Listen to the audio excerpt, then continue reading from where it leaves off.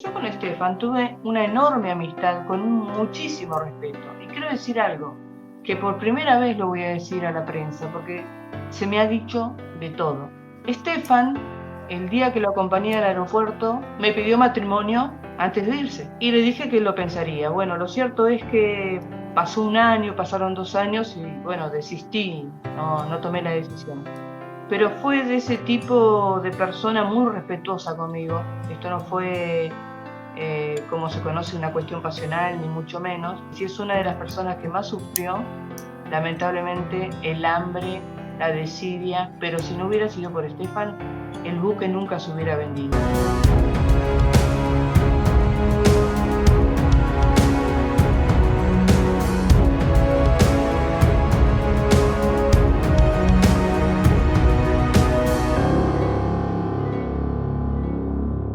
Cuando el 5 de septiembre de 1998 el barco mercante El Inca atracó aquí en el puerto de Comodoro Rivadavia, sus 23 tripulantes de origen birmano y rumano nunca imaginaron que estarían varados aquí en Comodoro Rivadavia durante 2 años.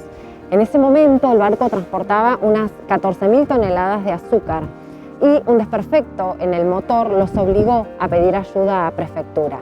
A partir de ese momento comenzó el calvario de los marineros que no podían volver a sus hogares. Sabía, como todo el mundo, que había un buque que estaba sin propietario, un buque a la deriva y que pasaba también por el tema de derechos humanos. Digo, ¿por qué no escribieron una crónica, un ensayo o un libro sobre el tema? Me encontré con una realidad muy dolorosa. En principio no fue placentero para nada. Me encontré con una gran pobreza. El buque ya llevaba unos cuantos meses, ahí más o menos a 4 o 5 millas de Comodoro. Había estado en el puerto de la ciudad, pero quedó debiendo obviamente las tasas portuarias de la permanencia, etc. Y lo que a mí me importaba era el factor humano. Empecé a tratar y el primero que me presentan fue al primer oficial Stefan Fanel Petrescu, y después fui conociendo a los demás. Este barco traía 14.000 toneladas de azúcar de segunda calidad y tuvo problemas acá a la altura de Cabo Raso antes de llegar a Puerto Deseado. Unos navegantes hicieron la denuncia que el barco se venía acercando a la costa y Prefectura salió al rescate. Se le pusieron en funcionamiento unas bombas de achique, un guardacosta de Prefectura, el helicóptero de apoyo y demás. Se acercó el barco acá al puerto de Comodoro, donde pidió permiso de atraque. La administración le solicitó toda la seguridad de esa prefectura de que el barco no se iba a hundir, a lo que Prefectura aseguró que el barco tenía rumbos muy pequeños, que una vez atracado y descargándosele una parte de la carga, no iba a tener problemas de flotabilidad. Fue un hecho que se judicializó y tuvo un impacto a nivel mediático internacional. Incluso en algunas universidades del país el caso fue estudiado por lo intrincado del conflicto y por la cantidad de países que estaban involucrados. El puerto tenía un abogado que trabajó muy bien en el tema y encauzamos todo el tema que tiene que ver con las cargas y con el buque. El tema, después los tripulantes empezaron a reclamar que tenían mucho tiempo sin irse y que no le pagaban y que no tenían comida y qué sé yo.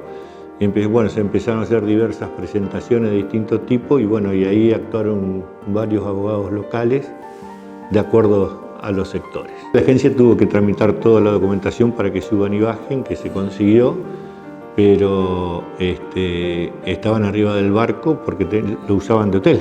Hubo intentos de descargar el azúcar, descargarla toda del barco, a lo cual la administración se opuso a ese tema porque si al barco le sacábamos toda la carga no tenía ningún valor y ese barco estaría hundido hoy en el Golfo o capaz que en el puerto. Bueno, en el puerto no se iba a quedar, pero iba a estar fondeado sin destino porque no tiene ningún valor.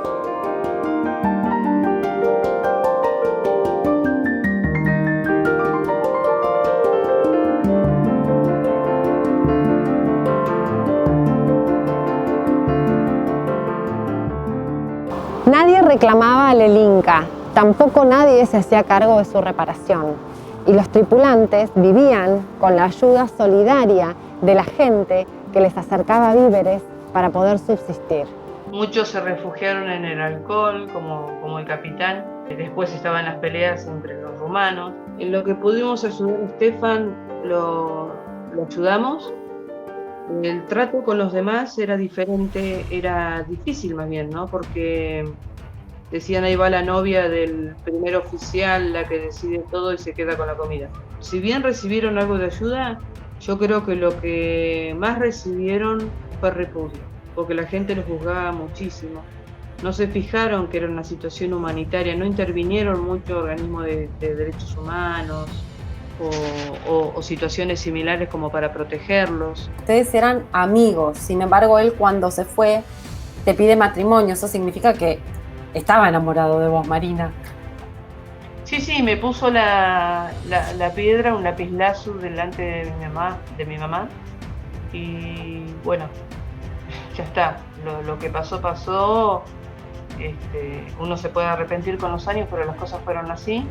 Pasaron 2 años hasta que el buque pudo volver al mar. Se remató y pasó a desguace.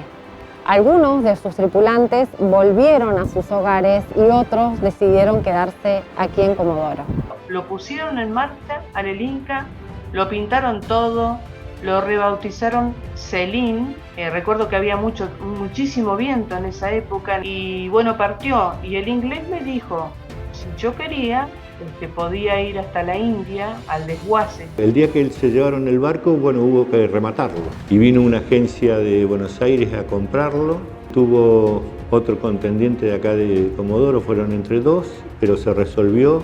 Bueno, una vez que quedó en poder de esta gente, salió hasta Buenos Aires. Cuando llega a Buenos Aires, en Puerto La Plata tenía que volver a cargar el full oil para sus motores porque se iba con destino a Indonesia, donde habían vendido el azúcar.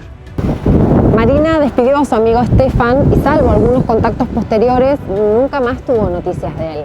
Conserva algunas bitácoras de viaje, planos, instrumentos que los propios tripulantes les dejaron como recuerdo.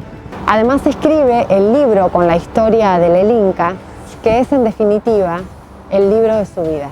¿Cuál es el recuerdo más presente que tenés del El Inca y de tu relación con toda una tripulación? Y a mí me deja el mal sabor de no haber aceptado la propuesta de Stefan.